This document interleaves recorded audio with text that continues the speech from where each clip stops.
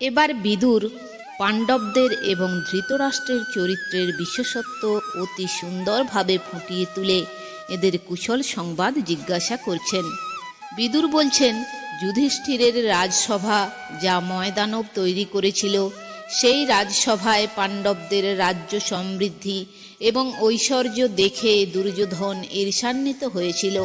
সেই ধর্মরাজ যুধিষ্ঠির নিজ বাহুস্বরূপ শ্রীকৃষ্ণ এবং অর্জুনের সাহায্যে ধর্মপথে থেকে ধর্মের রক্ষা এবং পালন করছেন। তো গদা যুদ্ধের সময় যে ভীমের পদবিক্ষেপ রণভূমি সহ্য করতে না পেরে থরথর করে কাঁপত, সাপের মতো অতি গোপন স্বভাব সেই ভীম পাপিষ্ঠ দুর্যোধনের প্রতি বহুদিনের সঞ্চিত প্রতিহিংসা প্রবৃত্তি ত্যাগ করেছে। তো কিরাতরূপী মহাদেব, যার বাণে আচ্ছন্ন হয়ে অপরের দৃষ্টির অগোচর হয়েছিল এবং যার রণকৌশল দেখে মহাদেব অতীব সন্তুষ্ট হয়ে নিজের পশুপত অস্ত্র দান করেছিলেন, স্বীয় হস্তি এবং রথসমূহের কীর্তি বিধানকারী গান্ডীবধারী সেই অর্জুন শত্রু বিনাশ করে কুশলে আছে। তো চোখের পাতা যেমন চোখ দুটিকে আবৃত করে রাখে, সেই রকম কুন্তির পুত্রস্থানীয়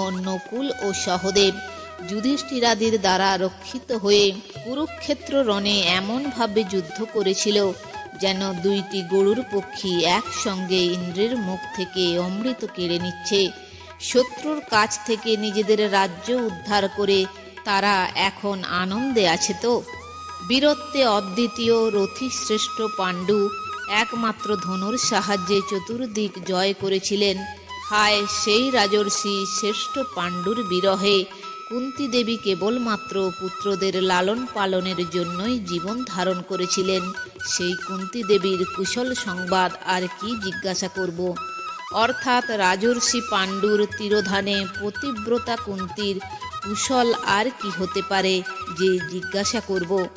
হে সৌম উদ্ধব, ভাই পাণ্ডুর মৃত্যুর পর পাণ্ডবদের প্রতি যিনি অত্যন্ত অনিষ্ট আচরণ করেছিলেন এবং আমি সদা সর্বদা যার হিত সাধন করেছি, সেই আমাকেও যিনি পুত্রদের পরামর্শে স্বগৃহ থেকে নির্বাসিত করেছেন, সেই অধঃপতিত রাজা ধৃতরাষ্ট্রের জন্য আমার বড় দুঃখ হয়। এই হচ্ছে যথার্থ মহাপুরুষের লক্ষণ, যার জন্য সমস্ত কুরুবংশ ছারখার হয়ে গেল, যিনি বিদুরের মতো পরম হিতৈষীকেও নির্বাসিত